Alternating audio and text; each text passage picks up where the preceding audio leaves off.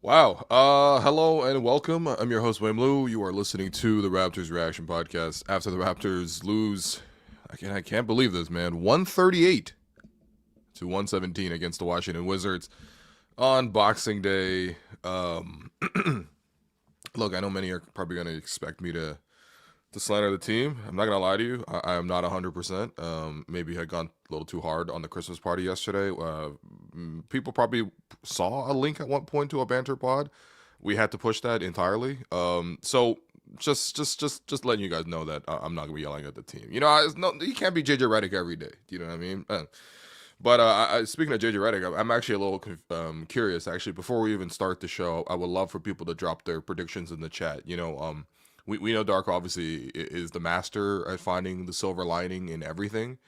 And so I would love for people to sort of drop the predictions in right now. Hopefully by the time we're sort of midway through the pod, we're able to actually get you some of those post-game comments and actually go through it. But please drop some of your predictions for the silver lining in the comments. And, the more humorous they get, I think, try to do it with a bit of humor. I think, obviously, because this is a tough time when the Raptors lose by 21 to Washington.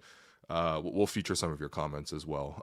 I'm curious to sort of see how they explain this. For my money, I think it'll be sort of like, they were just coming off of Christmas. It's been a road trip. These guys haven't been home in a while, and we just didn't have it tonight. But it's probably just gonna be about that, just the post Christmas hangover. Which, by the way, post Christmas hangover is exactly what I have. So let's just get into this game immediately, because I'm quite frankly, I'm a little disgusted. Just in general, yeah. Raptors just didn't play any defense at all tonight. It was apparent basically from the start of the game. Maybe in the third quarter, the Raptors kind of played a little bit better, and they did get themselves back into the game. There were two times where I thought the Raptors may sort of like get themselves over the hump there, because they were trailing the entire game. As a matter of fact, I think they actually lost the entire game. But there were two moments there where they just let go of the rope. It was at the end of the first half, where the Raptors had gotten it pretty close to even, and then Washington closed on like a 10-2 run to push the lead to double digits by the end of halftime. So you're like, damn it, now we're, instead of going to half tied, we're actually going to having to make another comeback. The Raptors in the third quarter actually do a decent job of that. IQ, Brandon, we're really cooking in that stretch. And, they got the game again close. And by the end of the third quarter, it was only a 2-point game. So you're like, okay, all things considered, like, yeah, we played like garbage, but maybe one good quarter here, we can like sort of turn it around. And absolutely not. The Raptors just got destroyed, picked apart in the fourth quarter, losing 36-17. That quarter was terrible. To be honest, the whole game was pretty bad defensively. They gave up 72 in the first half, and they gave up 138 overall to Washington. I think another thing I think Darko will say is that the Raptors have been pretty good defensively recently. So this one is out of line, but I think he'll point to the silver lining that they've been good defensively recently. Of course, it helps to play the bucket list Miami Heat, which will certainly help anyone's defensive rating to play them. And even the Brooklyn Nets before that, although the Raptors did lose that one. But nevertheless, yeah, this was really tough. I want to give the Washington Wizards a lot of credit too. Like, I think sometimes I may come across as a little bit ungrateful to or unappreciative to like what the other team has to offer. And if you weren't taking the Wizards that seriously, I can't blame you. And the Wizards had 5 wins on the broadcast, which I believe Matt Devlin said 25 times, which each time cut deeper and deeper. It'll be like, oh man, Raptors giving up an and one. Darko has to call a timeout. They're going to break. They're showing that review. And then Matt Devlin will just be like, man, Washington looking for their 6th win of the season. And I'm like, damn it, Matt. You're killing me with this. You're killing me with this, man. I don't need to know how many wins they have. But yeah, nevertheless, like I think Washington actually played really well. I think the biggest thing with Washington is that they're really young, and they've been trying to build through the draft. Outside of Alex Sarr, who they took with the 2nd overall pick, Most of the guys they have are like kind of scoring minded wings. Maybe even two-way wings, budding two-way wings. I think, Bilal Coulibaly and Keyshawn George certainly have that ability to guard as well. But they just drafted a lot of scorers, right? Trey Johnson, this year's draft, was a scorer. Will Riley, they drafted in this year's draft, as a scorer. Last year, Bub Carrington. Who else did they take? What am I looking at this roster? Hold on. Yeah, Bub Carrington's a scorer. Even adding CJ McCollum is a scorer. Chris Middleton's a scorer. They just have a lot of like threats off the dribble, and you're starting to notice more teams with this type of build. I think obviously Phoenix is way more successful this year than Washington, but they're a similar type in terms of just having a lot of shooting guards who mostly are around there to score, and they sort of make it a difficult thing for you to guard because they have so many different points of attack. Now, granted, obviously most nights they don't do what they did here tonight, but they certainly have that ability. It's not a surprise when any of these guys are able to sort of generate scoring. And for the Raptors, it made it hard for them to focus on any one element in terms of like, okay, we're gonna lock in on this guy or lock in on that guy. Like CJ McCollum's giving them issues kind of throughout the game. Keyshawn George was like a huge focus in the beginning of the game. He was just straight up posting up and kind of like bullying his way around the hoop sometimes as well against Jacoby Walter. But Keyshawn George also knocking down threes. Man, Keyshawn George is so impressive. At one point, they swung the ball around and they got it to Keyshawn in the corner. Raptors were like rotating, but like, whatever. Like it wasn't terrible. Like they're in rotation. So what? Like they're in rotation. They're scrambling to get back to Keyshawn in the corner, and Keyshawn literally caught the ball high and shot it from a high position, kind of like that Nick Batum release that he's really perfected. It's just really impressive, and I think for Team Canada, it's going to be huge to have Keyshawn as part of the program going forward. But yeah, I mean, I just wasn't expecting Washington to sort of like be that aggressive offensively, and even their bigs. I mean, I'm not really talking about them, but like I thought Alex Sarr did a great job attacking the basket, taking them off the dribble. Sandro was not able to provide much resistance at all, going to the other side, and then weirdly enough, I mean, maybe this is a combination and a commentary on the fact that Washington's guards were so deadly, but Raptors just kept allowing the back cut. Like it was in all fashions, really. Sometimes it was just like a straight face cut. Like Jacoby came in the game, allowed a face cut, and got a guy going to the basket scoring on an easy cut. Ochai getting cut, which is crazy because I'm like, for these two guys, like you guys are in for your defense, man. Like the one thing you can't give up is the most easy thing in defense, which is just getting cut to the basket. Like that's embarrassing. That's a lack of focus. But then also like the Raptors, like bigs, and obviously they're undersized today. They didn't have Jakob Poeltl once again. I mean, I'm not even sure he exists anymore. They didn't have Colin Murray-Boyles, who was sick. He was initially listed as available, but then gave it a shot in warmups and then couldn't go. So he was out. So it left the Raptors with like no bigs really, but like two forwards playing up in Scotty and Mamu. Of course, there was Mobo there as well, but Mobo also, I mean, I don't know, man. Mobo was just dropping everything. It was crazy. Like the balls were like deflecting off of him. It was so chaotic watching Jonathan Mobo play basketball for the first time with the Raptors in a while. And as much as you need to lean on your depth, and it is about next man up. I don't know. The next man can't be dropping every single ball around him. Literally rebounds and stuff were dropping out of his hands. I couldn't understand, but. For both Sandro and Scotty, they both got like they allowed the roll behind them like so many times, and credit to Washington's guards, they actually did a good job not forcing it too much. You expect a young team to maybe be a little too aggressive at times and turn the ball over, and there were little moments of that, but ultimately they made a lot of really good reads too, like making that early pass to allow the big to sort of get in line or even a step behind the defense. And so it was like Marvin Bagley scoring, downhill. It was Alex Sarr scoring downhill. So, I mean, every position cooked the Raptors. I don't know what to say. It was one of those nights. Now, granted, like it's not like it wasn't a game. I mean, the Raptors were, again, like right there with them right before halftime, before Washington went on a run. Then they clawed back in the third quarter, and it was a 2-point game. I think offensively, like you could. Wow. Now you got me talking about Darko. Yeah, offensively, you can take some of the silver lining. I mean, IQ really bounced back and found his rhythm again. He eventually got sort of cut off. Like, it didn't feel as much of an impact from him in the fourth quarter, for example. But, I thought IQ did a really good job of allowing the offense to come to him and making good reads. I mean, granted, you're playing Washington. They're not a particularly good defensive team.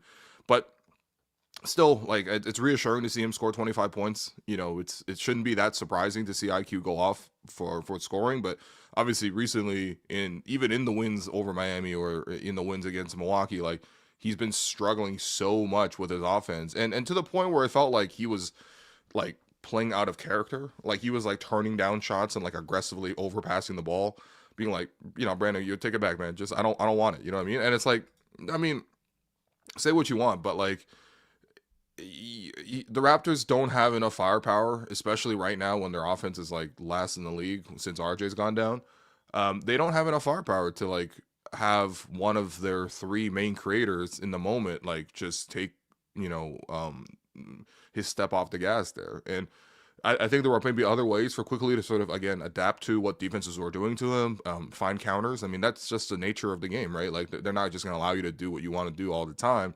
That's something I appreciate about Brandon is like, okay, start of the season, they were like spamming, okay, Brandon in the corner, curl off a screen, catch in the mid-range, shoot or drive. You know what I mean? And they were doing that so often, and his percentages were crazy. You notice the last basically the last month, he's maybe done that 2 or 3 times successfully because it's like teams are game planning specifically for some of those actions. And now he's got to find other ways to sort of attack and score. And he's been getting the 3 ball to drop. He's been driving a little bit. He's been getting to the foul line. Like, that's part of the benefit of being a 3-level scorer is that you have this ability to alternate your game and find counters to what the defense is taking away from you.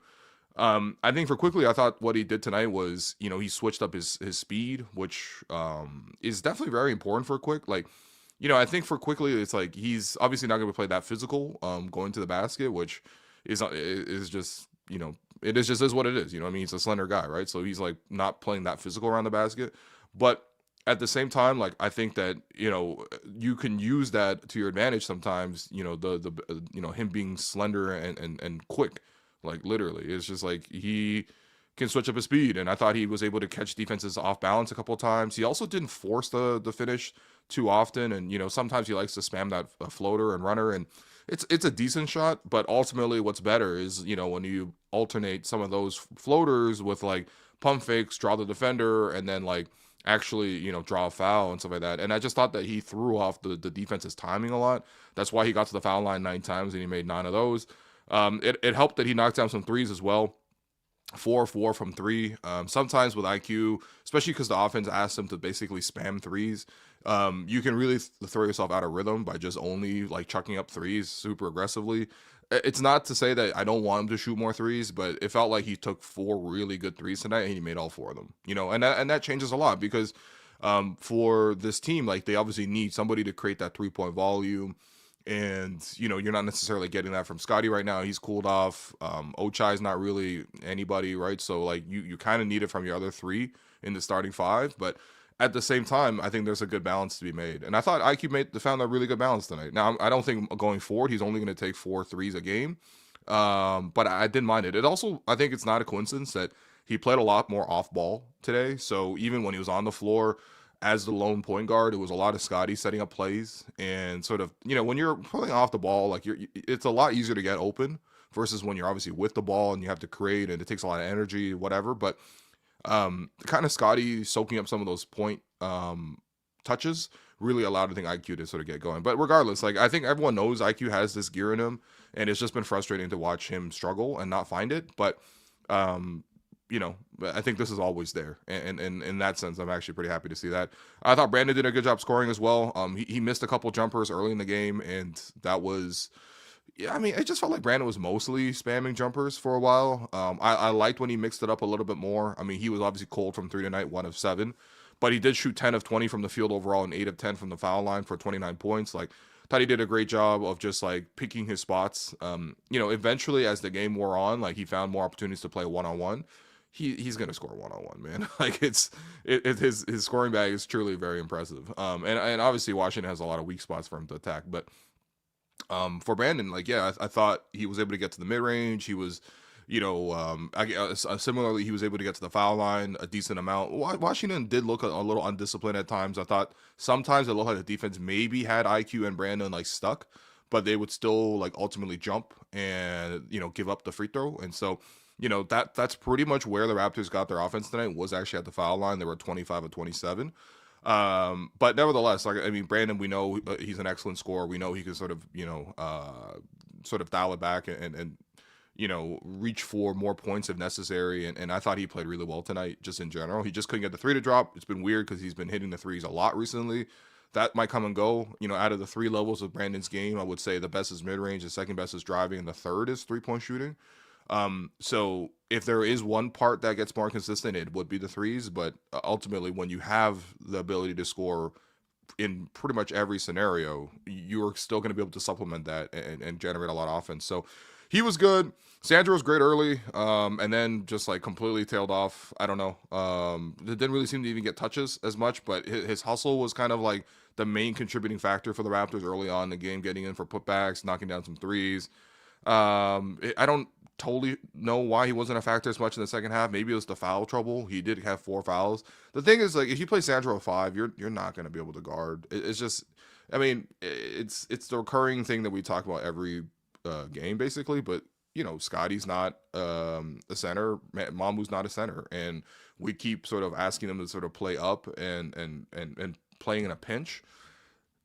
It's not good. It's like a starting pitcher going out there and having no fastball. You know what I mean? Like at a certain point, like a changeup is nice, but if you don't got the fastball to alternate with the changeup, you're just getting mashed on like 80 mile per hour, like slower fastballs essentially, with a little bit of movement, a little bit of trickery. Mamu, Scotty, like it's just not enough, I think, defensively. And I think for Washington too, it's like it's not even just what plays they specifically make or not make. Sometimes it's confidence too. If you're Washington, you're like, I'm gonna go in there and drive. Like, why not? Who's blocking my shot? Literally, who's blocking my shot, right? So I think it's a confidence issue too. Like the other teams are able to just sort of really get in there and look to attack Mamu. I mean, Mamu got beasted one-on-one by Sarr many times. And Sarr's not even that physical of a center. I mean, he's clearly improved from year 1, so credit to him. He was a number 2 pick, but he did play well.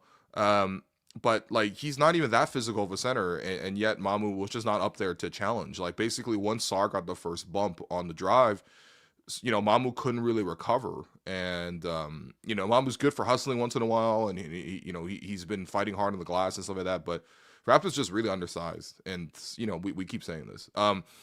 The second unit, bro. Oh, God. The starters honestly were okay to a certain degree. Even Ochai was fine, just making cuts and stuff. He's, again, he's like okay Obadji, right? He's going to play an okay game every game. He was an okay tonight, right? So there's not much to say. The second unit, though, it continues to be so awkward, especially because the Raptors keep bringing pretty much only shooting guards off their bench. Now, granted, I just said at the start of the show, like, oh, Washington, they got the shooting guard only build. It's kind of similar to Phoenix or whatever. I don't think that anyone's going for like I'm going to play a lot of guards, but none of them can create build, because that's what the Raptors second unit is like, yes, you have guys who are guards, and usually guards are positive for you offensively, especially with the ball, especially with outside shooting. That's just not the case for the Raptors. The Raptors guards, especially at the second lineup, like just don't create, like it's just, it kind of defeats the entire purpose of playing small ball. Now, granted, first off, you're playing so many shooting guards anyway in the rotation, because that's sort of the way it was built with the team. So, obviously that is on management to sort of stock so many shooting guards. But then I think the other issue is like, okay, if you're going to play small, well, your advantage should be that you're able to spread it out and create multiple points of attack. Kind of honestly, look at Washington. That's what they did tonight, right? Raptors didn't do that, because Grady can't dribble, Jacoby can't dribble, Jamal's not a threat off the dribble. Jameson Battle was getting torched defensively and didn't really factor in this game at all. Like, none of these guys can create enough offense, especially for themselves, but even off of other people. Like, the only good thing the bench did tonight was Jacoby's, cutting along the baseline for a couple buckets. But I mean, that's not creation. That's like you're just capitalizing on mistakes, which will happen. Like, in the shuffle, in the grand scheme of things, you are gonna have sort of these errors that crop up in the defense. That's normal, but ultimately, none of these guys are creating an advantage. If they run a pick and roll, it's not a threat. If they are shooting even any sort of shot off a pull up, is not a threat. If they attack downhill and try to score, it's not a threat. Like, there's just not a threat with a lot of this stuff. Now, Jamal was able to knock down 2 threes off of kick out passes. That was great to see. Um, and Jacoby did have a couple moments where he was able to score, so like I'm excluding Jacoby. In fact, I actually thought Jacoby should have played more tonight, especially in place of Ochai. Like, I mean, Jacoby was actually like the one good player off the bench. I don't know why he played only 18 minutes. But regardless, like, there's just a lot of these guys aren't threats. So maybe if they're in there to hustle, like the Grady, like basically every bench player feels like Grady. They're in there to hustle and to make strip a ball here or there. And Grady was disruptive again. I keep saying this, but the main thing is that they don't create, and so it puts even more of an onus on Scotty, Brandon, Bi to like, or an IQ to like really create, and they just, they're doing what they can, but like it's part of the reason why we're so sorely missing RJ Barrett. In that sense, like, we actually have some positive news. The update from before the game. Shouts to Blake Murphy. That's the only way we can get Blake on the show anymore, is just to show his tweet. But anyway, the second note there, Barrett did do full contact today and is progressing, quote, really well. He's day-to-day from here. That's certainly a positive update on RJ. I even noticed when the Raptors posted some of their like walkthrough pictures from this morning on Instagram, like RJ was prominently featured on a lot of those. So one can just hope that RJ is close enough. And the Raptors do have an off day tomorrow, and then they play a back-to-back at home early Sunday against Golden State, and then on Monday against the Magic. Like, maybe one of those two games you maybe target, maybe the Magic game, hopefully for RJ, if he's able to sort of get in a little bit. But it would certainly help a lot. But ultimately, the Raptors have, like, some, like, a pretty unbalanced roster that's continues to be the trend that we keep seeing, and sometimes they're able to manage in spite of it because players play outstanding games. Like, right now, the Raptors' formula to winning is, like, they need Brandon and Scotty to play outstanding, IQ to play well, Mamu to play well, and then maybe they're able to squeeze out a game. When you have a situation like today where Scotty was, basically a game time decision, he was feeling ill, he ultimately guts it out. I salute him for that. And he doesn't play like outstanding. And in fact, he's a minus 29 in 29 minutes. Is like, all right, then you're just not going to win. And that even includes the Wizards. You know what I mean? So it's an unfortunate one. I don't know what else to say. It is an unfortunate one. I do look forward to hearing what you guys have to say as well. We will review some of the more lighthearted and pointed excuses maybe that Darko may point to after a loss like this. Actually, honestly, my hope is that Darko just straight up says, like, we didn't have it tonight. This was unacceptable. I hope we can do better. I don't need him to go full JJ Redick. I don't know if people saw the JJ Redick Christmas rant after the Lakers got embarrassed by the struggling Rockets. But, like, off speed, you change it up once in a while. It can't just be silver lining after every game. You know what I mean? So I'm hoping it wasn't that today. By the way, the JJ thing is so funny because it's like, you look at JJ and you're like, okay, first off, that just from his time playing at Duke and even his time in the league, like, you already know this is a jerky guy. Like, you know what I mean? Like, it's not, you know what I mean? Like, he might say he's an asshole because he's a strong competitor. Like, we've seen those. Obviously, we've had those in Toronto, for example, with Kyle. But some guys, you just know he's a bit of a prick, right? You just know, like, even just looking at him, you just know. Okay. But then obviously you see the media career as well. I thought he came across as, like, incredibly abrasive on ESPN as well. Very smarmy, holier than thou. I've never been a fan. And then to see him go on the podium afterwards, he does this thing where there's a mic stand, but he takes the mic off the mic stand and he holds it all the time. And I appreciate it because he gives eloquent answers, and from a media perspective, it's more insightful, I guess, when people are willing to share more. But seeing him tear into the team, I'm just like, all right, All right. You know what I mean? Okay. You know what I mean? Save that energy for LeBron. I'd save that energy for LeBron. That's all. But in any case, we'll see what our own coach says. We have obviously our own issues here in Toronto, which have nothing to do with anything that goes on with the LA Lakers. We're going to take a quick break, hear from our sponsor, and then when we come back, let's take your questions. This segment is presented by Table Fare and Social. Get your pregame bites and after-work drinks at Table. It's at a great location right across the street from Scotiabank Arena and just steps away from Union Station and the Metrolinx bus terminal. Will, what are we having at Table Fare and Social? Well, they got one of our favorites in the city, Alouette. Ooh. And you, of course, you know Alouette. Incredible food. The wedge salad? The wedge salad, exactly. Imagine you're about to watch a Raptors game, you're about to watch a Leafs game, you're about to catch a concert at Scotiabank, and beforehand, we get together, get a couple of drinks at Alouette, get that salad. We're ready for anything, man. Yeah, no, there's plenty of options at Table Fare and Social. This is your go-to spot. Next time you're off to a game, check out Table Fare and Social, a downtown food hall right across from the arena for some great pregame bites and drinks. Alrighty, we have combed through some of your comments, and we are going to go through some of them in the second half of the show right here. Yeah, we're still waiting on if the Raptors have uploaded their post-game press conference yet. I don't think so yet. Let me just double check. No, I don't see it up yet. Okay, so Karem, be on the lookout if the Raptors YouTube account posts their post-game scrum, and then if they do that, please. Well, we can actually just play it live. We don't even actually get the video. We can just straight up play it off the link. But just let me know, okay, in the private chat. Okay, let's take some of your questions in tonight's game. Okay, so first one, the only explanation for these rotations is because guys are getting traded. Problem is they're lowering the value more than if they were benched. I'm pretty convinced the Raptors are going to make a trade, and they're going to trade one of these shooting guards. I don't even think it's like good for their own careers at this point.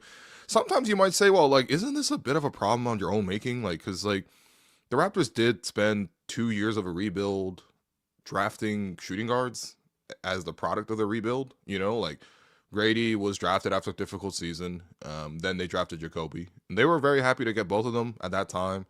You know, of course, internally, they will definitely say that those guys were higher on their boards versus where they were picked at 13th and 19th.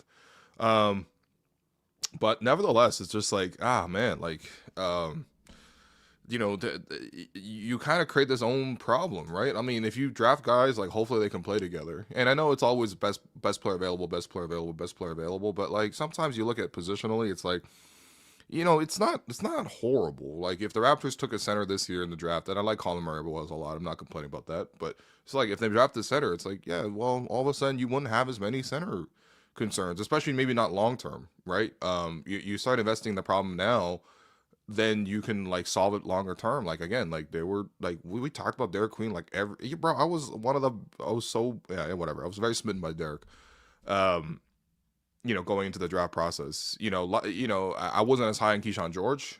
So it's not about sort of like trying to be right or wrong. Like I'm not trying to take a victory lap, especially in this context. But like, you know, even then, if it's like, okay, instead of like Jacoby, who they were very happy to get at 19, if they took Keyshawn, who I think went like a couple picks later, it's like, well, he looks like the perfect player you want to slot into this sort of system, not only offensively in terms of like having a deeper scoring package and just maybe more of an overall better like outside scoring touch, but even just like the size, right? Like all of a sudden, I mean, he hit the league and then he hit a bit of a growth spurt, so like that is always a positive, and it's kind of like found money because they may have entered a draft like similar size. In fact, I remember part of the reason I didn't like him as much coming out of like I think Miami, where he played, was just like he just felt kind of like scrawny, you know. But again, like whatever, that happens for a lot of one and done guys.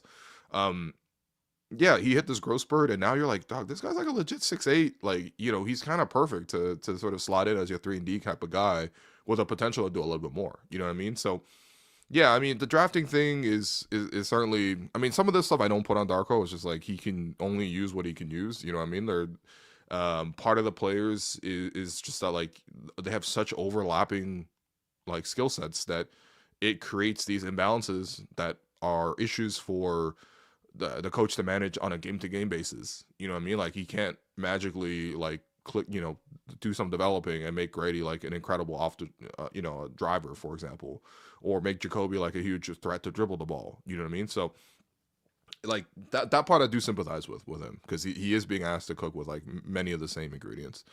Got another question here. Who has actually gone better with this development staff? Wasn't Darko supposed to be a developmental coach?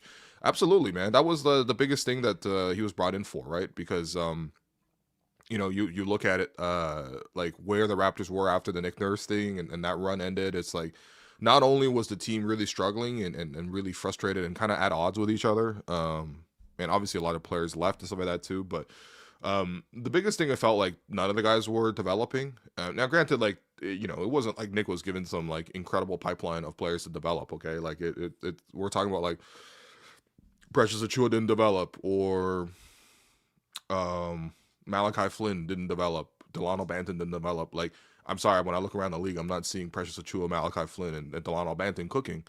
But at the same time, it's like you did feel like it's very important overall for the future of the franchise, not only immediately, but even just in general, for the Raptors in particular. Like, we know we're not a free agent destination ever, right? So it's like you need to be really good at trades. You need to be great at drafting and developing. And so that was probably the major reason why they brought in Darko, was for that purpose. He had done a good job with that in Memphis. Memphis had developed a lot of good players. Memphis also done a good job drafting and like scouting good players too. So it's not just obviously the work of a magician to be like, hey, you're getting better because we work together. Like, newsflash, everybody works on getting better in the NBA. But like there were some success stories, and I think that like the claim was that like, okay, Desmond Bane and Devin Booker, like these shooting guards, they've done a good job developing those guys. I mean, I wouldn't even want to say those two names, especially Booker, but even Desmond Bane, in the same sentence as like Jacoby and Grady, like we're talking about worlds apart here in terms of class. But yeah, I mean, they haven't been able to fully develop. And I think last year, like, you got a chance to see them play extended minutes. The Raptors were really, really tanking, and so it's not like we haven't given opportunities and reps. Like, Grady got reps right away as a rookie. And especially in the second half of that season, once all the trades happened and they cleared out the roster, Grady got tons of reps. Last year, Grady got tons of reps. He was damn near the number 2 option last year at the start of the season. And then all the rookies last year were able to get tons of minutes, and at that time, it looked like there was some momentum coming in. But in the second year, when they've shifted to like, okay, we're going to try to obviously add some additions and, if you look at like a Mobo, for example, you're like, okay, first year I played a ton of minutes. Like I think Mobo started like in the 5th game of last year or something like that. Like, wasn't there a game against Philadelphia where the Raptors started Mobo or something? But he obviously he got a ton of time to play. Ochai got a lot of time to play. I know we didn't draft him, so he doesn't feel like a prospect, but like obviously the Raptors traded for him on his rookie contract, expect him to take a leap. Like, all these guys got a huge chance to sort of contribute. The issue is, they showed that at times they were able to do it. Like, I thought all of them had pretty good moments last year. Ochai, Mobo, Jamal, Jacoby, like Grady, they all had great moments at times last year. But unfortunately, what's been difficult is for them to sort of translate that over to this season. I mean, I feel a little bit silly now, but in Summer League, there's a lot of promise. And honestly, I'd interviewed a lot of these guys. I talked to them a lot about just like, hey, there's this, back in the day, there was this bench mob, and it was kind of like this still very much revered thing here in Toronto. And of course, talking about development, you look around the league, I do see OG Anunoby cooking. I do see Pascal Siakam cooking.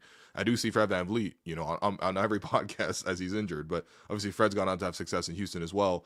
Jakob Poeltl back in Toronto. It's like, these guys were able to, like, a norm, right? Like, they were able to sort of make something and sort of create long-term careers. Even DeLon Wright, like, DeLon, I think he still got in the league a little bit of time this year, right, with Indiana when they got injured. So it's like, these guys carved out like decade-long careers, made tons of money, and they developed. And that's where the optimism was like, okay, for some of these young guys, you're able to sort of supplement that. And unfortunately, I think the main thing is they don't really fit well together. I think that's one of the things. Like, if you look at the bench mob from 2018, like, you had your 2 point guards, one small, one big, in Fred and DeLon. And then you had You're kind of your three was kind of a shifty position because they mostly play with CJ as the vet with that group, but ultimately Norm sometimes played that three. At that time, Norm was still a little bit up and down. It took a little time for Norm. I think it took 3 seasons for Norm to really get his footing. And obviously the other three position was filled by OG, who had started with the starting lineup, right? So like that was good. Then you got Pascal as a regular 4, and then you got Jakob as a regular 5. Like part of their chemistry is that like they were able to sort of like find a good way to play off of each other.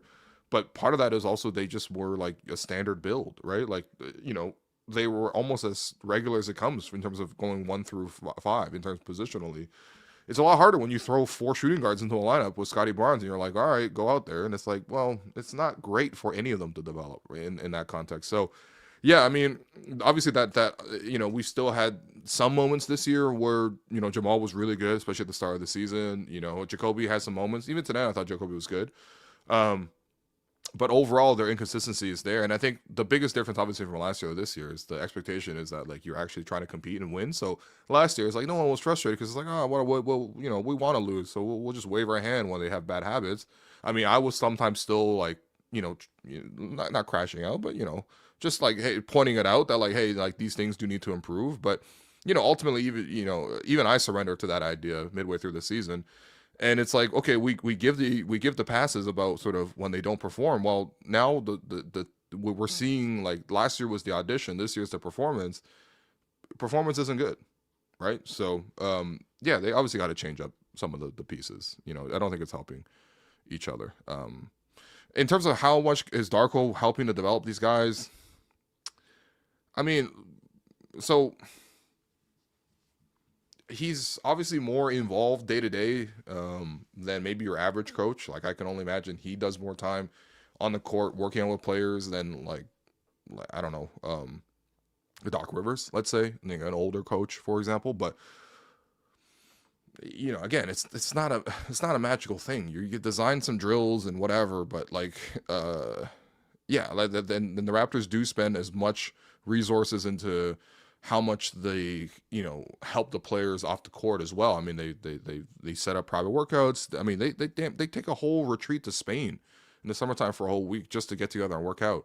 So it's like, again, it's some of that. It's also personal responsibility. Do you know what I mean? Like, I think for some of these young guys, it's like you got to have that will to be great. This is Kobe's always the guy that gets brought up, so this is a bit of a trope. But I was watching a clip of an interview of Kobe earlier today, and they were like, okay, after, obviously everyone knows the story, but Kobe had those 3 air balls against Utah in his like rookie year, or I think it was rookie year, and it was all in crunch time, was all very prominent and whatever. And after he lost that game, he like literally went home, called up like the janitor at his local gym, like a high school, right beside his house. And he was literally in there for the entire day working out. And, that type of like investment and sort of maniacal drive to win is like what ultimately got him to a different level. And that's why people revere him, not just in, in basketball, but even across sports. It's that overall appeal of that message, right? Like, you can sort of like, put in enough work to determine your own ability and even make the most of them or even surpass some of them, right? And that's where, I don't know, I hope for the young guys that we have that type of hunger and that type of, you know what I mean? Like, even when I used to come to practices and stuff, like guys who used to always get in early, like Kyle and DeMar really established this thing where they were like, you know what?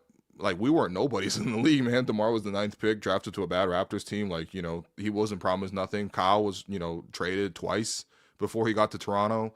Like, these guys weren't stars of their own. Like, they didn't walk in the league as stars. It's not like Cooper Flag and LeBrons and stuff like that. But what they did was they established that culture of like working hard. And Kyle and DeMar used to always be like first ones in the gym in practice working out. And then eventually some of the young guys saw those habits and absorbed them, like then, years later when those guys were gone, I would come to practice and like, Fred and Pascal were who would get in early before everyone else, get their work done, and just build that habit over and over again. And I hope for some of these young guys, they do some of that.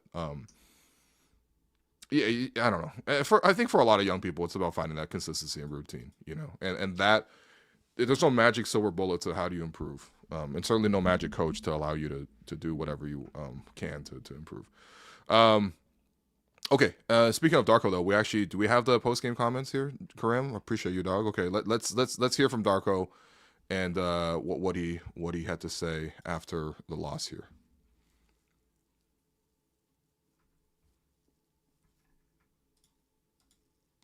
What was Washington doing tonight that was making it difficult for you guys defensively? And, it's never what other team does, right? It's what we can control. And from the start of the game, I thought that we did not do a good enough job with our physicality, the way we were guarding the ball, just being in our positions that we can help each other. We just allowed them to play too free. In the third quarter, we were able to regroup. In the third quarter, we were able to play more to our style defensively. And that was the main thing. Once the team catches fire and get confidence, it's much easier for them to play. And that was the case tonight. Okay. I'm hoping, is there more availability in addition to this? Let's look out for more quotes. Because, I mean, I think that's a pretty fair statement in terms of just like, yeah, he kind of confirmed we played soft. Yeah, I mean, when you allow the other team to play with absolute freedom, and defense always starts with how you guard the ball. Washington can go wherever they want it with the ball, right? So I'm hoping to hear more from post game, but also there's not a lot of reporters on the road, so you just don't really hear. Like, and again, with all due respect to Kayla and Danielle, who are fantastic at their jobs, like genuinely fantastic.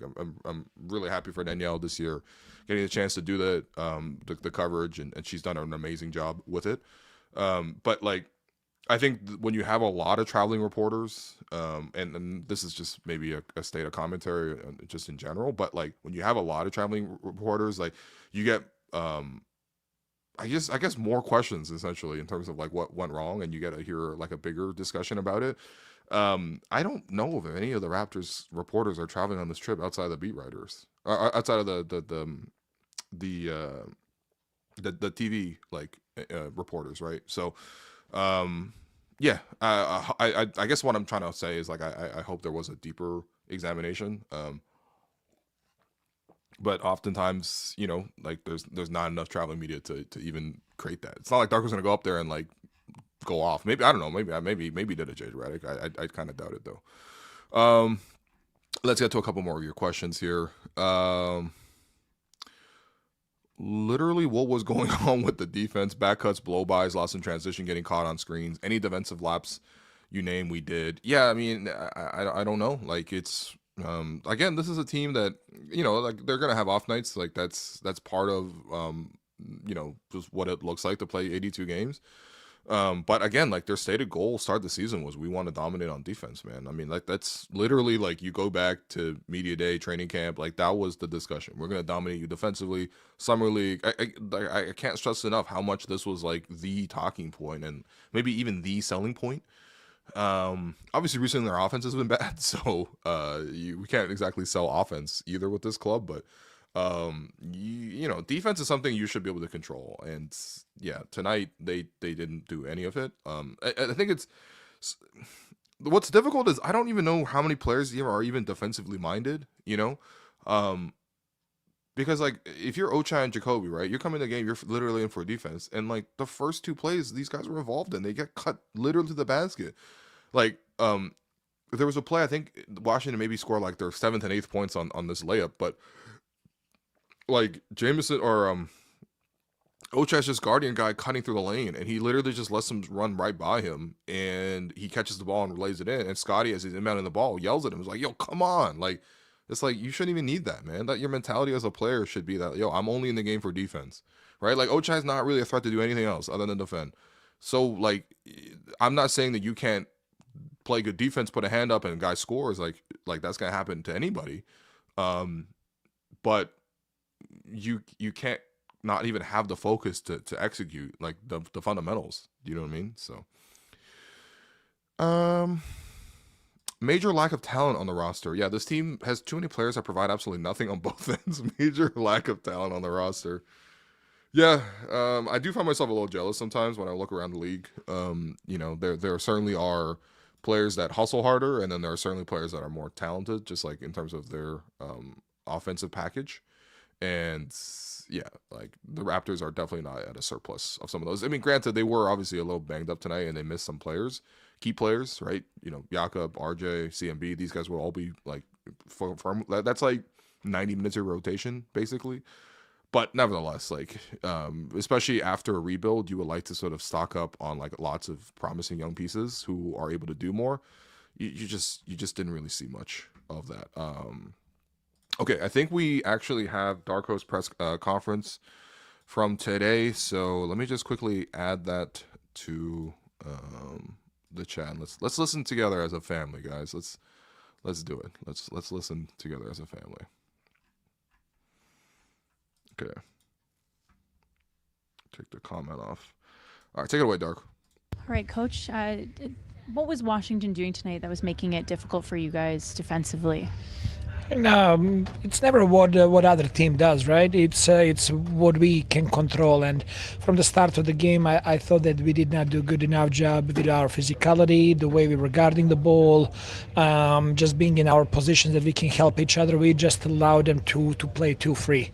In the third quarter, we were able to regroup. In the third quarter, we were able to play more to our style defensively, and that was the main thing. Once the team catches fire and get confidence, it's much easier for them to play, and that was the case tonight. How do you combat that when they have that kind of momentum? Maybe what's the messaging to try to manufacture the energy you need in that final quarter? I mean, we talked about it. We tried to find with subs, with trying to get energy out of the guys, trying to have more focus there. We had moments when we were doing that, but we were not able to sustain it tonight. It felt like Jacoby Walter definitely took that matchup personally with Keyshawn George in the second half, at least. Did you like the response you saw from him tonight, and what did you think offensively from him? I think he did a good job in the second half, just with his aggressiveness and the disruption. He did a better job in the second half than in the first. And it was the second straight game, Sandro really making an impact. What has he opened up for the starting unit, and how have you liked how he's meshed with that group? And he helps with his shooting ability to stretch the floor. He's playing unselfishly, playing for his teammates. He's allowing everybody to be best version of themselves. Offensively, we scored 117 points. Defense was the huge problem tonight. You know what?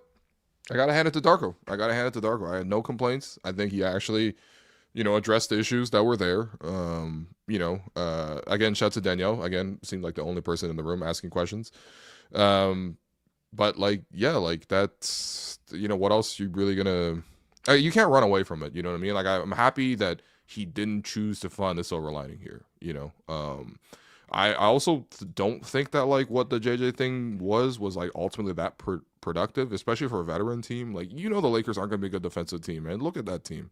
And LeBron's like really checked out. And Luka's come back and he had a whole fitness thing. And now he's like not nearly the same. I'll just say that much. So it's like, I don't know. Sometimes that's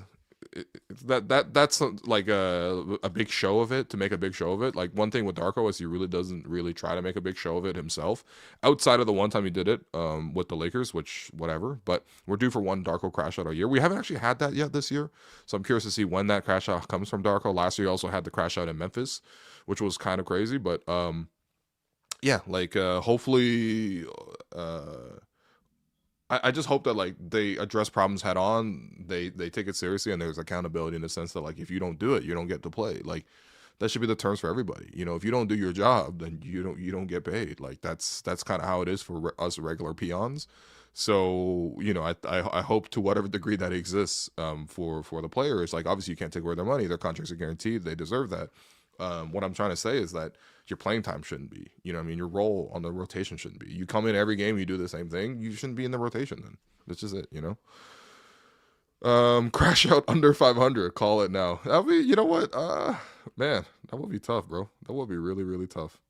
Man, I really didn't think we'd be back under 500, but you never know, man. The schedule hasn't even turned that difficult yet. Again, we lost to the Wizards tonight, right? So it's not necessarily like a strength of schedule type of thing. We got a comment here. Why would BI want to stay with this team? I'm hoping he does, but this is our chance. We finally got a really good player who wants to come here. I don't know. I mean, I don't think BI is like focused on like that. I don't think he's like in ring chasing mode. I think his situation with New Orleans like obviously ran its course, and I think that there were definitely maybe like it's probably disappointing for him to sort of like help build that team into a winning side, and then obviously they had a lot of injuries, and it was pretty frustrating. Obviously playing with Zion, like I don't think they personally had issues, but I do think that like Zion's unavailability really changed a lot for that organization. Last year, they were basically like they changed management, they changed coaches. They're like, all right, we're gonna try to like we don't basically want to move forward with you, Brandon. So like he gets traded, and I think for him, like he also probably had one of the worst years for him professionally, only being limited to 18 games. So coming to this side, like he wanted to join obviously a team that wanted him first off, right? Because Pelicans no longer wanted him, so he wanted to be wanted. And then I think the other part was just like he wanted to like reestablish his ability to play, literally his like actual availability, which has been fantastic. I mean, he has not missed a single game. And then also reestablish like who he is as a player. I think, going back to when the Raptors added him, like, I think Bobby said it. He was just like, yeah, our goal is to get you back to an all-star level. And there are certainly many nights, like tonight, for example, where Brandon does play at an all-star level, right? So I think he certainly helped raise the profile of the team. He's coming to do exactly what was promised. And, I generally have like no complaints about Brandon. It's been like a really nice experience watching him on the team. Some nights I'm like, what if we didn't pull off that trade and get Brandon? I'm just like, dog, our team would be so bad. So salute to Brandon. I don't think he's like that though. Even his character and stuff like that, he's like pretty calm, pretty at ease. Like, he's not gonna be in there being pissy and stuff. Like it's not exactly like we got a JJ Redick on the team, you know what I mean? So yeah, Rap's gonna regret passing on George. Yeah, I mean, I know he was like he had fans in the organization too. It's not like they're like everyone was like, oh, this guy sucks. But I think they were a little surprised to see Jacoby still there. Maybe that screwed it up a little bit, but in any case, yeah, we're very happy for George just in general. I actually got to spend a decent amount of time with George last year. Well, actually, I guess it was earlier this year because it's not 2026 yet. But as many people know, friend of the program, Lee Ben Osman of the Toronto Star, he has his basketball show that he's launched with the Canadian Basketball Podcast, and yeah, like the first interview that Lee Ben got for the Canadian Basketball Show is like literally Keyshawn George when the Wizards were here last year. I think around March. I remember like me and obviously our former producer J.R. Manitat of Sportsnet 590 The Fan. Like we were actually there with Lee Ben and some of his friends too, to help produce the show. Like we were like, I remember even just trying to like coach him up a little bit. And I think for Lee Ben, like he had put so much effort and he'd been thinking about starting a pod for a couple months. And, I think he had come to me for advice and, obviously because I do this a lot. And, I just wanted to be there for him as a friend, literally just to sort of see how it went. It was a fantastic interview. I thought it was great. He had a great tone and rhythm with it. And I think he's just basically carried that over for the last like year or so. Like it's been a really, really good program. I'm really happy for Lee Ben. But yeah, that first interview with Keyshawn was cool. Like just getting the sense of like I was obviously behind the scenes, but even just kind of like chilling with Keyshawn for a little bit there too. Like it's a really confident kid, man, and learning about his history and his very unique. His dad actually played on Team USA or Team Canada. He grew up in Switzerland. He speaks multiple languages. Like it actually, and he plays a position where the Raptors need. Like it actually would have been like kind of the perfect kind of fit. Like even the Raptors love to have a French speaker on the team, just because obviously Canada is a bilingual country. It's like there's a lot of little things you would put on there. I mean, it's obviously the biggest thing is that he's a really good player, but Canadians, yeah, it's tough. Someone put in $2. How many teams have worse guards than us? Name them. Oh, this is a good one. Hold on. Okay, let me pull up the rosters. Hold on. Worst guards. Okay, so are we talking about like just the whole guard position with RJ and IQ inclusive, or just the young guards? But we can go through them. Okay, so let's go through the East. Detroit. Detroit's guard position isn't that strong. Like they're definitely a bigger top heavier team. So I actually say maybe the Raptors have better guards than Detroit. I mean, Detroit's obviously winning a lot more, and defense matters too. So there's that factor. But maybe I'll put that as a push. The Knicks obviously they have better guards. The Celtics, I mean, I know it might not look like it on paper, but they definitely have better guards than Toronto. Philadelphia has better guards. Orlando, they have better guards. Suggs, Bane, even Anthony Black's playing great this year. Cavs. I mean, I know the Cavs are struggling this year, but they definitely got better guards. They got 2 All-Stars. Miami, Toronto has better guards. Chicago, Toronto has better guards. They have a lot of guards, but they're all kind of mid. Atlanta, I would say, Trae Young's definitely better offensively, but he hasn't really played much. Okay, Atlanta has better guards. I'm not gonna lie to you. Atlanta has better guards. The Milwaukee Bucks, Raptors have better guards. Charlotte Hornets, honestly, the Hornets have better guards. Brooklyn, Toronto has better guards. Washington, I mean, I just want to say based on today, but Raptors do have better guards than Washington. Okay, I know they lost today, but come on. Indiana, yeah, obviously when Tyrese is healthy, they have better guards. Over to the West, OKC, better guards. San Antonio, better guards for sure. Denver Nuggets, better guards. Lakers, better guards. Timberwolves, they don't even have a point guard, but just Ant alone is just makes it better. Houston, I mean, better. Phoenix, better. Golden State, better. Grizzlies, who's even running point for the Grizzlies these days? Is anyone watching the Grizzlies? Okay, Raptors got better guards. Portland, they got a lot of forwards. So I would say the Raptors have better guards than Portland, but then again, they get Dame back next year. I don't know. I still think Raptors got better guards. I gotta see how Dame looks like post-injury. Mavs don't have a lot of guards, so Raptors are better. Utah, interesting. I mean, certainly Keyshawn George has been cooking. Another guy in terms of draft regrets you could talk about. Clippers, Pelicans, Kings. What are we even talking about? I mean, but basically, yeah. Like I would put the Raptors around like that 7th or 8th like worst guards in the league. You know what I mean? So, yeah. Oh, whoa, spicy. Well, hold on, Levan. What did you say here, man? So Levan, shouts to Levan. This is his account. The story behind why the Raptors passed on Keyshawn, we're not ready for that. Bro, you can't be... Yo, why are you just teasing us like this right now? Why would you do this, man? Levan, come on the show right now, bro. Turn on your little camera, man. Come on, turn your little camera and tell us the real story. I know nobody knows more behind the scenes of Team Canada basketball and everything like that than our boy Levan right here. Levan and Orem, bro, the two best young, reporters in the city right now in basketball. So... love to hear some of that, man. Levan, come on the show. Come on the show. Tell us. So. Nah, don't worry, man. Break out on your own show, bro. Come on, man. You know, that's the number one thing we're reporting, bro. You don't break shows on you don't break news on other people's shows. You break it on your own show, man. Come on. As your vet, I will tell you that, okay? As your Garrett Temple, as your Unk, I will tell you that, okay? What else, man? We have 2 ends of the spectrum in terms of the opinions for the JJ thing. We have on one end, JJ is a great actor. JJ needs to shrink. I don't like when people use that pejoratively. I think therapy is very valid. And then we have the other side, which is Darko has no voice in the locker room. He needs to have that JJ Redick energy.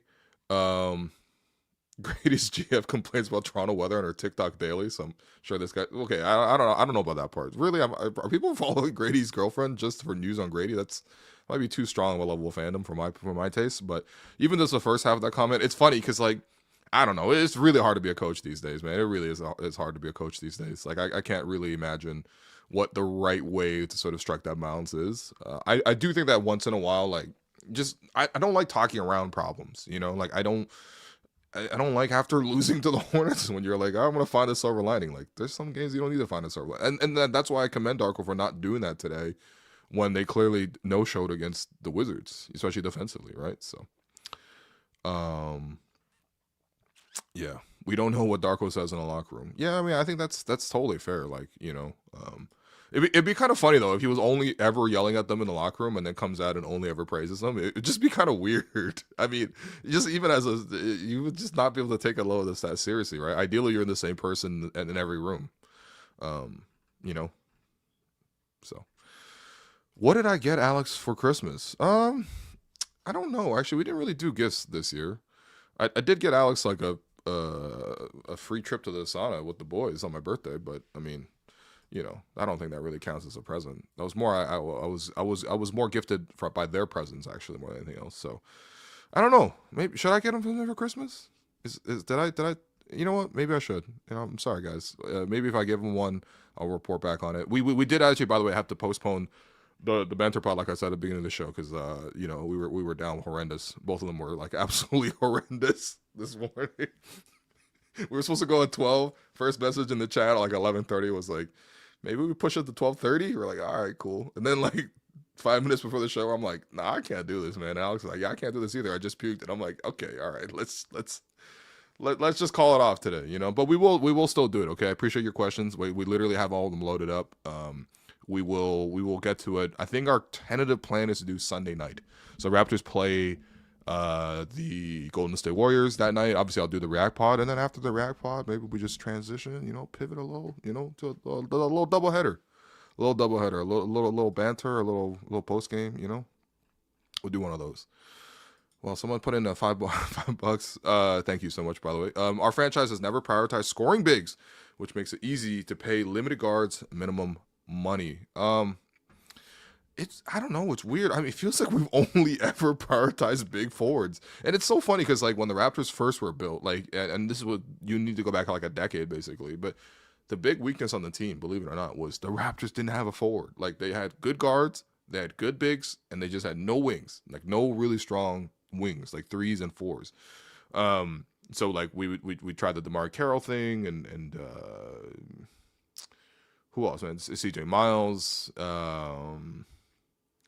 who are our forwards? Oh, Landry Fields. I guess John Samuels was a guard, but I'm gonna put him as a wing in a sense. Like, you know what I mean? Like, we actually had tons of small guards that were good, scoring minded too. Like, Kyle, DeMar, Lou Williams, Graves Vasquez, like pretty good offensive guards.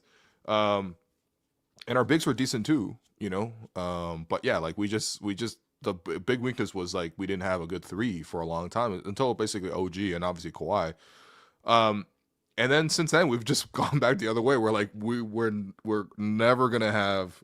We're just only gonna have like good wings from now on, and that is good. Like, it's certainly nice to be able to see Scotty and Brandon do their thing. But man, now you're just like, we might have overcorrected, man. Going the other way is crazy. Like the list of bad setters we've had to watch over the years is kind of unbelievable. And now we have like a lot of like 2 guards that are kind of like hurting each other at this point by bringing some of the same weaknesses. By the way, today I don't even think today was like necessarily like entirely like a roster construct issue.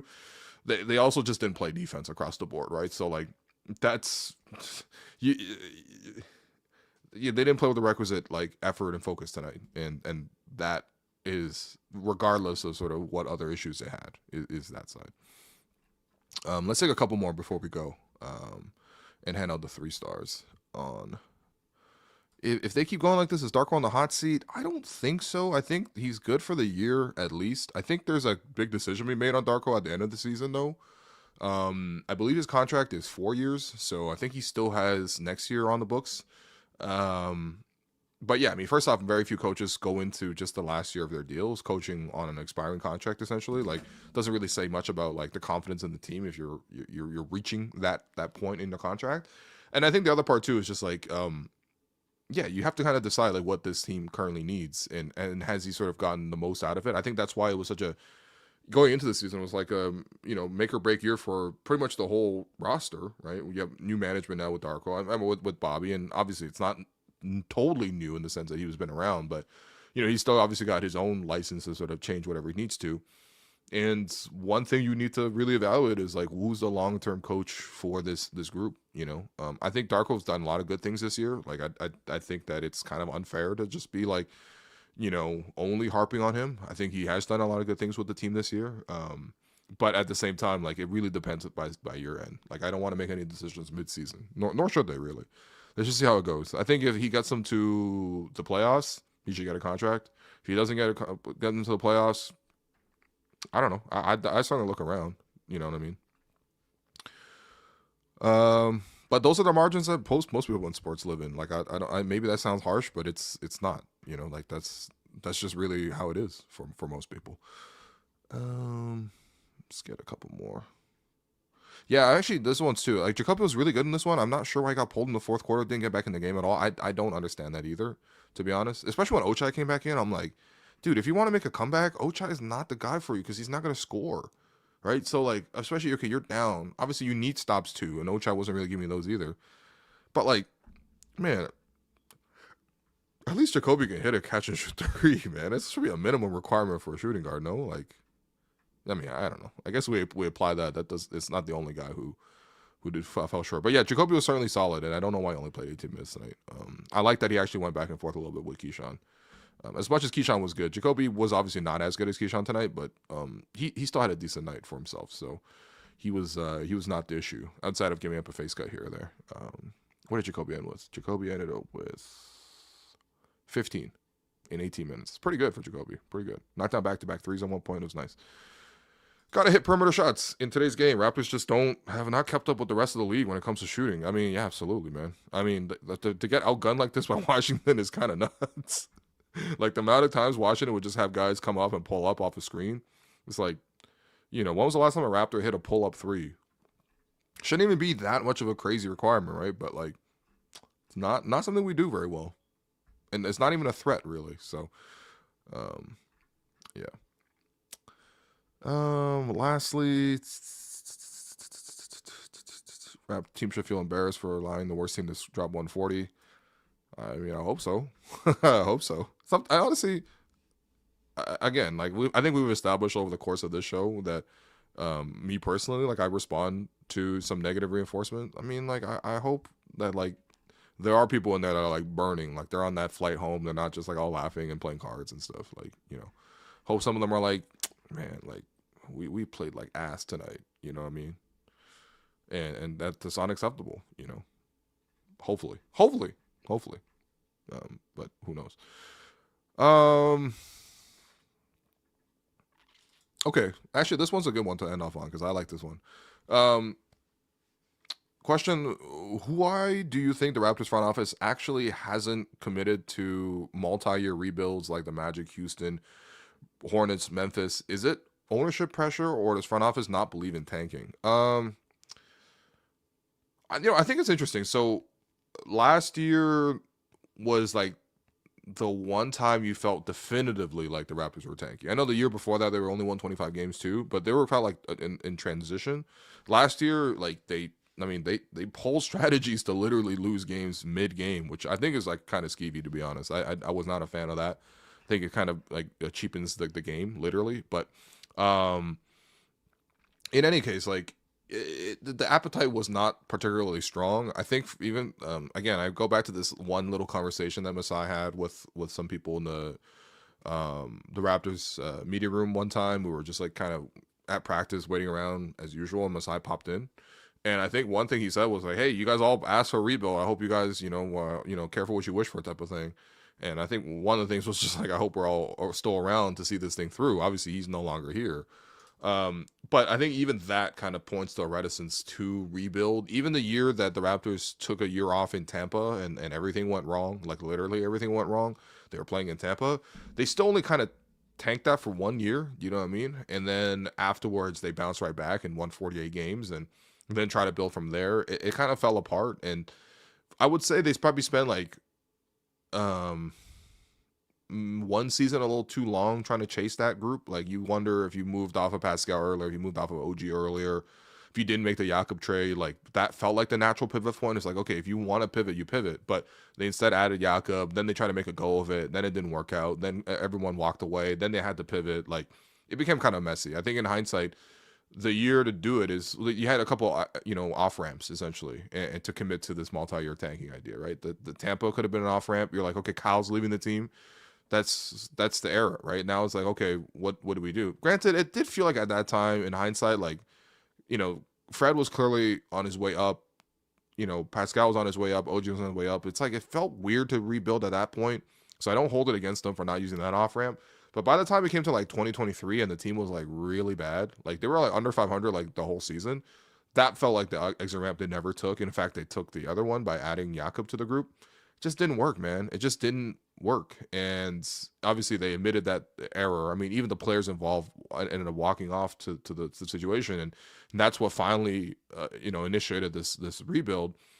But I think a couple things went into it, right? Like obviously one of the years they tanked. They like the 2024 season, they tanked and they literally couldn't get a pick out of it because they traded it to the Spurs for for Jakob, right? So like usually if you tank, you want to get a player out of that. You didn't get one. Last year the Raptors tanked, but then the young players started playing really well. The same young players that are struggling right now, I might add, but like all of a sudden that pushed that, along with some bad lottery luck, pushed the Raptors down to 9th. And so for 2 years of tanking, you really only came up with a 9th pick. So I think that they're, I would say that it's certainly a real factor that they want to sell tickets and they want to sort of maintain. They were also obviously going through a sale of the team at that time. So, if you're going to sell anything, if you're selling something significant, like you're selling your house, you probably want to make it look as good as possible for when people are trying to walk through and try to buy that thing and keep it as like, sell it for as much as possible. Like that's what everyone tries to do with the sale, right? So maybe that's part of it too. And then I think the other thing too is just like, and I hate to say this, because I'm not like very well versed in the business side of things, and this is not something I'm like. I obviously do report on the team, but I'm like much more familiar with the basketball side versus like the sales side of things. But it's like, if I had to tell you, like it's like there's almost no value, sort of surplus value to be gained in some of these games now. Like the price is so high that it's like not feasible. I mean, first off, you're asking people to commit a lot of time to come watch your product. That's not even necessarily the biggest part. I mean, it is what it is, right? If you want to watch the basketball game, you need to spend probably 4 hours minimum, maybe an hour going to the game, and then going to the game for 2.5 hours, and then an hour going home from the game. So that's already 4.5 hours, right off the bat. But like that's entertainment. Like shit, that happens for everything. But the thing is, like, there's no surplus value on any of the ticket. You can't get like a well-priced ticket, and the prices are never really going to drop, so they're going to keep going higher and higher. In fact, they're going to try to keep selling more and more as well, and they might try to expand some of the more premium seats and that you see courtside, that you see in the lounges and stuff like that. Like they're trying to expand more on that front. It's like, yeah, as you try to do that, you kind of need to at least make the product somewhat reasonable. I mean, if anything, if you look at Raptors season ticket holders as like as shareholders of a company. I mean, you don't actually own shares; you're literally just paying for a product. But like in that sort of context, like they've been like Raptors season ticket holders have been asked to take a loss for like 3 years in a row now, right? And this year was like, okay, they're actually starting to play well enough, and the prices didn't jump as high maybe across the board, but it's still not a good value. And that's the thing. It's like, so I don't know, something's got to change. Maybe if they drop the tickets. Like I thought last year, for example, was like, hey, if we know we're going to rebuild going into the season, maybe we drop the ticket prices a little bit. But that's just not how this shit works. You know what I mean? Like, so, yeah, it's complicated. It's complicated across the board. I'll tell you that much. So, I don't think they're not allowed to rebuild, but I don't think rebuilds really, I mean, look, everyone loses their job during a rebuild. I'll just say that much, right? So, there's, in addition to like an explicit, like, any sort of explicit sort of restriction to restrict building, I think also part of it is just like there's probably a personal restriction in terms of like, if you're Bobby, for example, you finally got a chance to run the team. If you tear down a rebuild, you may have the latitude and you may have the stock to do it, but if you have 2 losing seasons in a row, you might be out too. So it's like, it's hard to sort of just like firmly commit to it, and rebuilds are a little bit like uncertain by definition. I mean, we just did a rebuild recently. Maybe you wouldn't say we did it right, and ideally it certainly wasn't, but it didn't promise anything after that either, right? So it's tough, man. It's tough. Anyway, that's those are the thoughts I had for it. But you know what? Before we actually get to the 3 stars and wrap up this show, I appreciate you guys for hanging out with me. I think that actually really helped my overall mood by doing this show. So, guys, basketball can be very stressful. Very stressful. I mean, watching the Raptors give up 140 to the Wizards, very stressful. But the choice of beverage does not have to be. Coors Light delivers mountain cold refreshment. There was that fourth quarter there, Raptors getting outscored by double and Raptors losing to Washington. I'm like, I got to make the chill choice here, man. I mean, honestly, probably should have made the chill choice last night and reach for some Coors Light. I know my day today actually would have gone a lot better if I made that choice, but in any case, yeah, I mean, Coors Light, I mean, I'm not even, like, this is putting the ad aside. Like, literally, I'm home last night, and, I'm with family on Christmas, and we're eating and stuff like that, and we're toasting. It's my birthday recently as well, so it's like, we're getting together, and it's great to see them. My brother's coming back from school, And we go down. My dad's like, "Yo, go to the basement, pick up a couple of refreshments." And we got obviously pop a little bubbly for my mom and my grandpa who don't drink. So I like sparkling juice. But then of course for the rest of us, me, my dad, my brother, we popped up with some Coors Light. I'm not even kidding. I literally showed them. I know he's my dad's been recently listening to the show, so it's been very adorable to know that, and it's very lovely from my very lovely father. So thank you. If you're listening to this, Dad, obviously I love you, but he was like, oh, you guys, obviously Coors Light is like a sponsor of the show, and I'm like, hey, look, this has been this thing I keep telling you about, where if you put the Coors Light in the fridge for before you're about to drink it, obviously, like once it gets to a certain temperature, like the actual mountain itself will turn blue. Like there's obviously like a little mountain cap at the top, but there's also the actual mountain on the can. It'll turn blue. So we actually did like a little science experiment. I legit like tossed it into the freezer for like I think 10 minutes right before we drank it, and it turned blue. And I was like, this is actually really cool. So they got a good kick out of it. It's also very funny that that's not even that was just organic. That's just called organic marketing. Okay. So anyway, won the game, heats up. Why not make the chill choice by grabbing a crisp, refreshing Coors Light? Find Coors Light near you. Visit CoorsLightShop.ca. Celebrate responsibly. Must be of legal drinking age. All right, let's hand out our 3 stars from tonight. I appreciate people always getting a kick out of these ad reads. These are real stories that I'm telling you, man. And responsibly, that's why I celebrate responsibly, by the way, man. I had the consequence of not celebrating responsibly yesterday, and again, it legit killed my entire day. So celebrate responsibly, okay? That's all. Your 3 stars from tonight. First star is gonna go to Brandon Ingram. 29 points, 33 minutes, just a pure bucket. Scored it. Well, it didn't hit the 3, but did everything else well. Your second star is going to go to IQ, 25 points, 6 of 13 shooting, knocked down 4 from 3, 9 of 9 from the foul line. It'd be great if we got this more often for IQ, man. We know he has this in him, and certainly tonight he was kind of like the co-star with Brandon when Scotty was ill. And then your third star, I'm going to give that to Jacoby off the bench. Wish he played a little bit more, but 15 points in 18 minutes. That literally outscored the rest of the bench by himself. Wow, that's... Because Grady had 5, and 2 of them were garbage time. Jamal had 6. AJ Lawson had 2, and I think that was in garbage time too. So, wow. Really, the only guy who scored off the bench was Jacoby. Wow, okay. Good for you, Jacob. He was a net 0 on the game. Shouts to net 0. I don't know if people had dial-up from back in the day, man. Net 0 was crazy, bro. It was free internet, but it was like, I think you had like 50 megabytes to use. That's insane. Like, I actually think about it now. It's like you watch one, you couldn't even watch this video, this recap with net 0 internet at that time. So I don't know if they're still around, but they'll hold me down. They actually did hold me down at some point. So, all right, your Gerald Henderson Award winner. I mean, damn, the whole team, really? The whole team is insane, really. Yeah, you know what? The whole team, the entire Washington Wizards as a group, you are the Gerald Henderson Award winner.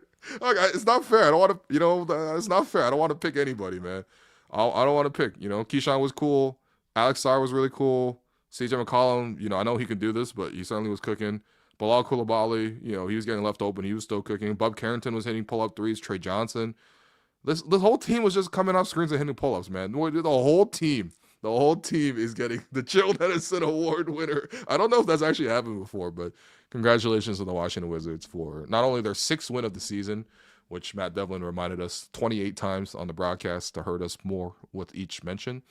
And, congratulations to that. But also, you just be the first team to win as a group the Gerald Henderson Award. So thanks, everyone, for hanging out and listening. I appreciate you guys. We're going to take a quick break from the show tomorrow, and then on Sunday we'll be back to talk about the Golden State Warriors game. And, all things, hopefully everything goes right and we actually do a banter pod. Actually, we got a lot of great questions. We're generally in a pretty good mood. And it's been too long since we've just like all hung out and shot the shit. It's not like we do this as a podcast anyway, most games, but I think the banter pod in itself is always a bit of a presence. So before this year ends, we wrap up with the December banter pod, and we go from there. We'll see sort of what happens from there. But Raps didn't have it tonight, but I hope you guys are still able to enjoy your time off. So thanks, everyone. Bye bye.